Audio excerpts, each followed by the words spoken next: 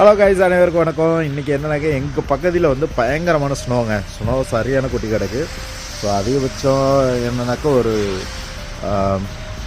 2 inch வரையும் வந்து நல்ல ஸ்னோ கொட்டி கிடக்கு. ஸோ இதில் வந்து நடந்து போகிறதுங்கிறது வந்து மிகப்பெரிய கஷ்டமான ஒரு இது. இந்த டயத்தில் வந்து நாங்கள் விண்டர் ஷூ இல்லாமல் போக முடியாது.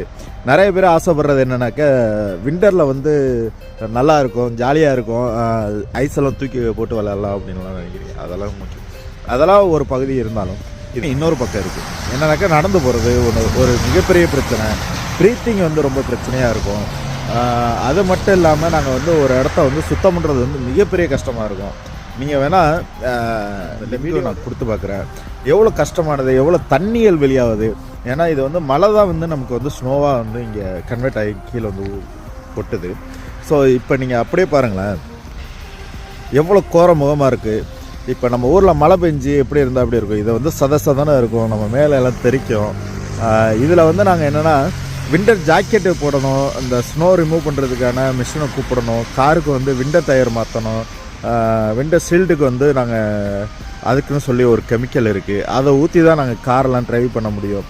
இது போன்ற பல பிரச்சனைகள் இங்கே வந்து இருக்குங்க. இது வந்து சாதாரண விஷயம் கிடையாது. விண்டருங்கிறது அவ்வளோ ஜாலியாக நீங்கள் எப்படி கொண்டாடுறீங்களோ அதை விட மிகப்பெரிய ட்ரபுளானது நிறையா இருக்குது. நடந்து போகும்போது வலிக்கி விட்டு கீழே விழுந்து அடிப்பட்டவங்க நிறைய பேர் இருக்காங்க, கால் முறிஞ்சவங்க நிறைய பேர் இருக்காங்க, கை காலெலாம் உடஞ்சவங்க நிறைய பேர் இருக்காங்க. குழந்தைங்களாம் போக முடியாது. இது விண்டர் ஷூ போட்டாலுமே எங்களுக்கு வந்து பயங்கரமாக இது பண்ணும். ஸோ இப்போ இந்த ரிமூவர் இருக்குல்ல, இந்த இதில் பார்த்தீங்கன்னா இந்த வண்டி மேலே வந்து உப்பு கொட்டி வச்சுருப்பாங்க.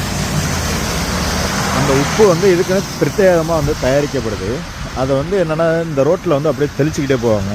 அதனால தான் அவங்களால வந்து ஈஸியாக இந்த ஐஸெல்லாம் வந்து இந்த இடத்துல வந்து கிளியர் பண்ண முடியுது. இதில் வந்து ட்ரைனேஜ் எவ்வளோ தான் ட்ரைனேஜில் வந்து தண்ணி போயிட்டு இருந்தாலும் எங்களுக்கு பிரச்சனைகள் என்னன்னாக்கா, இதில் பிரச்சனை என்னன்னாக்கா, எங்களுக்கு பஸ்ஸுக்காக நாங்கள் வந்து வெயிட் பண்ணுற அந்த பஸ் ஸ்டாப்ஸ் இருக்குல்ல, அதில் வந்து என்னென்னா பயங்கரமாக கேப்பெல்லாம் இருக்கும், இடைப்பட்ட கேப் இருக்கும். ஸோ அதெல்லாம் எப்படி இந்த மாதிரி அடியில் வந்து ஓட்டைகள் இருக்கும். இதில் வந்து நிறைய பேர் வந்து மோசம் பண்ணி வச்சுருவாங்க, மோசமாக இருக்கும். நம்ம வந்து என்ன தான் கனடாவோ இல்லை வெளிநாடுகளோ இது வந்து நல்ல க்ளீனாக இருக்குது, சுத்தமாக இருக்குதுன்னு நினச்சிங்கன்னா இன்னும் இல்லைங்க. அதாவது இங்கே வந்து குப்பைகளை வந்து ஈஸியாகவே போட்டு போயிடுவாங்க.